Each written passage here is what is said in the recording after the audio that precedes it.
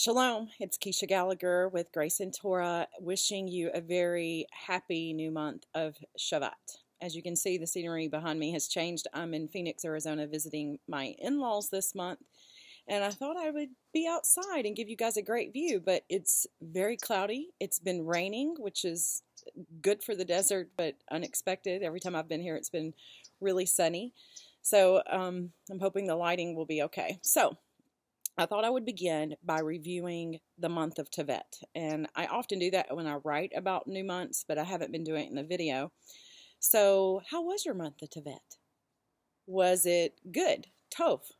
Or was it difficult to find the good in your situation, your circumstances, or especially with people in this month?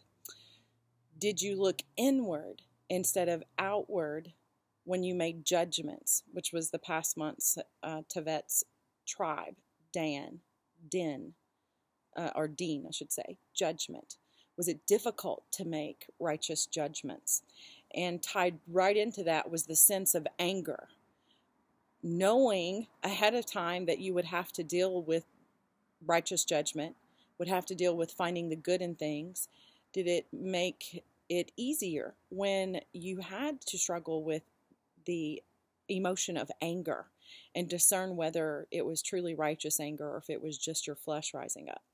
So hopefully if you're journaling, then you've been taking note of those things. So all the winter months are associated with root issues. And I'm going to use the analogy of a tree, especially since we're in the month of trees with the month of Shevat.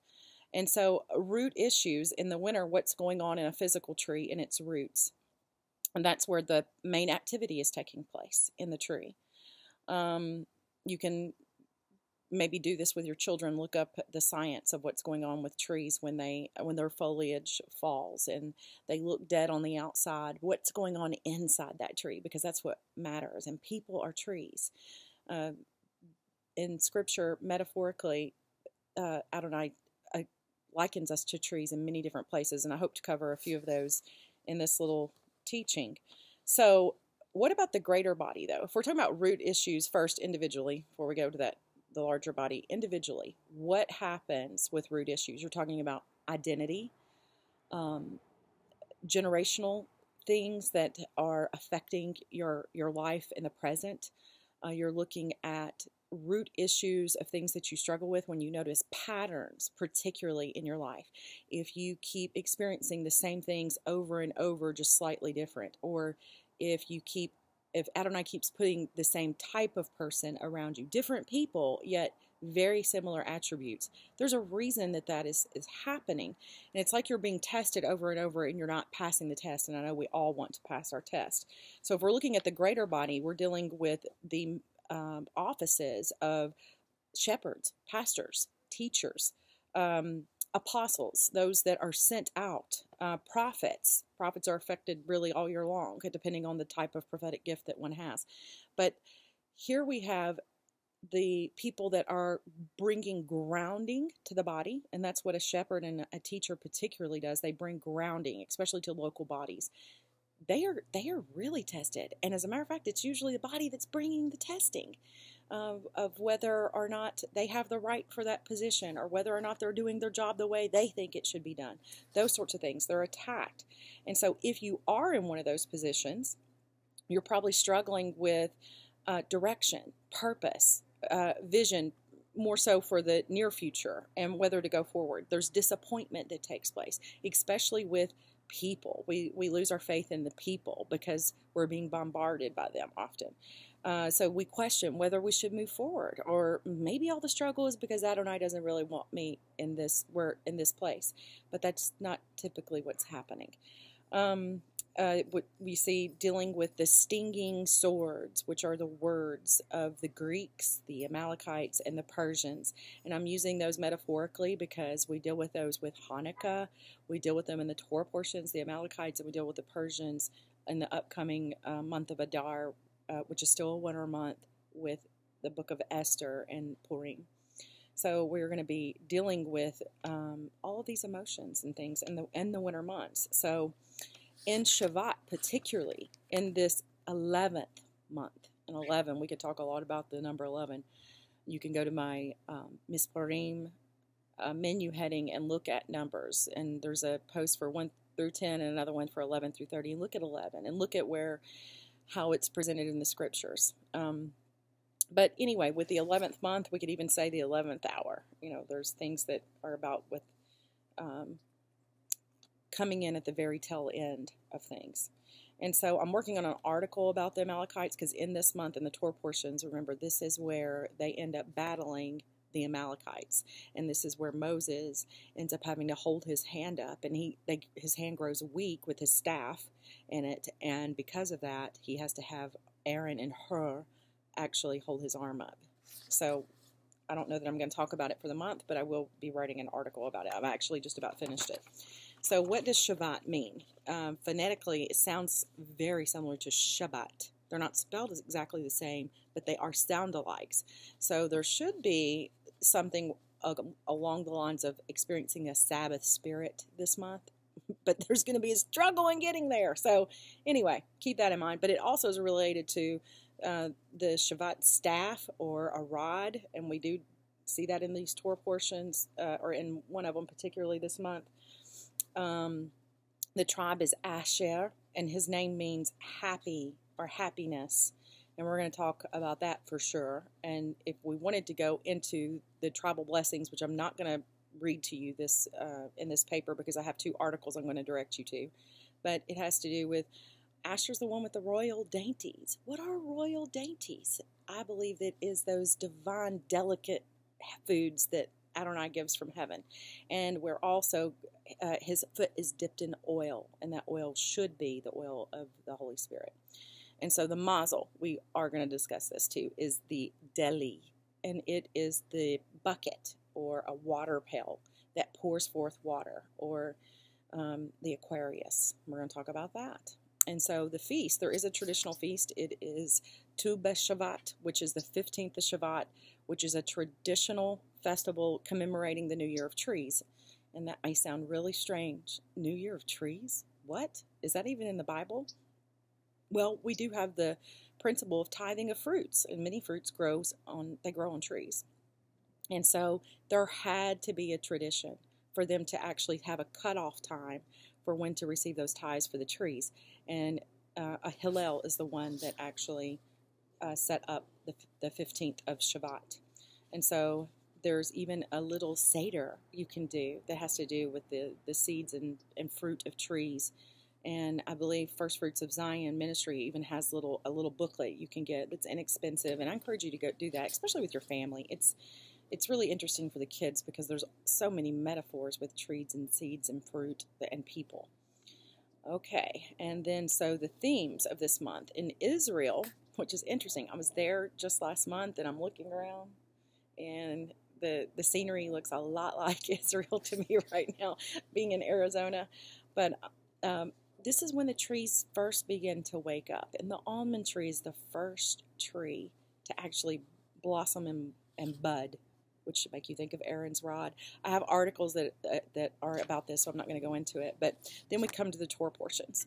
And so you have bo, and which means come. It can mean go, but it includes the 8th and 9th plagues, the first Passover. The very first commandment that Adonai gives to Israel as they come out of Egypt is about the new moon, the new months, the beginning of months, which is in Nisan. You have the consecration of the firstborn also in that portion. Then you have Bashalach, which means when he sent. And in that portion, you have the pillars of cloud, the pillars of fire that cross the Red or the Reed Sea. You have the Song of Moses, the Song of Miriam. So many prophetic insights just in the songs. The bitter waters are made sweet. You have the manna from heaven. You have water that comes from the rock. And then at the very end of all that, because of the discontentment of the people, they have a war with Amalek. And that will be in that upcoming article I'm going to write about. We also have the portion Yitro, which is Jethro, and that's where he gives Moses advice on setting up rulers so that the people can bring cases to them. We have the children of Israel reaching Mount Sinai, which is wonderful because then they're going to receive the 10 words. They're basically seeing the throne room opened from heaven. You have the laws of the altar. And then in Mishpatim, it means judgment, from Mishpat, judgment. You have the law of the bondservants, laws about violence, property, restitution, the Shemitah year, the Shabbat, the overview of some of the Moedim. You have the promise of the conquest of Canaan, the blood covenant, and then they're on the mountain with God in Exodus 24, which is just an awesome, awesome portion too. Harkening back to them being at the mountain and receiving the 10 words. So anyway, so the 2 articles, and I'll link to them in the blog post. One of them is called Tu B'Shabbat. If you want to know more about the 15th of Shabbat, that will be a link you can click in the article that will include these videos. And then there's another one called, I think it's Chodesh Shevat, and it says taste and see, because the sense for the month is taste. And this is one of my favorite articles I've written. So I really hope that you'll take the time to look through it. It's lengthy, but it's good, and it's very encouraging. So let's talk about the pail or the bucket. I'm going to look at my time. We're about 11 minutes, so I'm not going to go very deep into this, and we'll do the deeper portion in part 2. But the pail or the bucket, the deli, which is the mazel, we can definitely see Messiah as this water carrier, right? He's the giver of living waters. He's the one beside the well. He is the spring of salvation. He is the one that makes those flow from within us. But technically, we are supposed to be a bucket. And I thought, have you ever thought of yourself as a bucket? I mean, sometimes you might think of yourself as a cup, or and sometimes an empty cup, but hopefully it's more often a full cup that's ready to give forth. And we all need to get our cup filled, and I encourage you to have good people around you that are edifiers, that do build you up and do not tear you down. So what does a bucket do, though, or a cup? They draw water from a well. You can't get water from a well without a bucket. That's important. And the bucket should not have holes. It should be able to hold the water securely. And then the whole purpose is so that it can then pour forth water to others. And so I thought I would look at the Hebrew word for deli, and it is used just simply for a bucket or a pail, but it is found in some interesting places. It's found in the 3rd oracle of Balaam, which we often sing the first portion of this as the Matovu in the prayers. And it says, how lovely are your tents, O Jacob, your dwelling places, O Israel, like valleys that stretch out, like gardens beside the river, like aloes planted by the Lord, like cedars beside the waters. Water will flow from his buckets.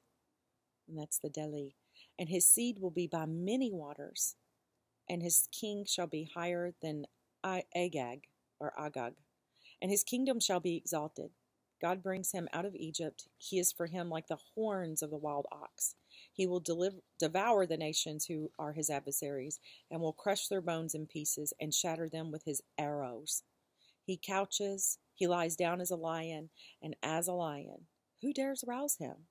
Blessed is everyone who blesses you, and cursed is everyone who curses you. I'm hearing critters out here.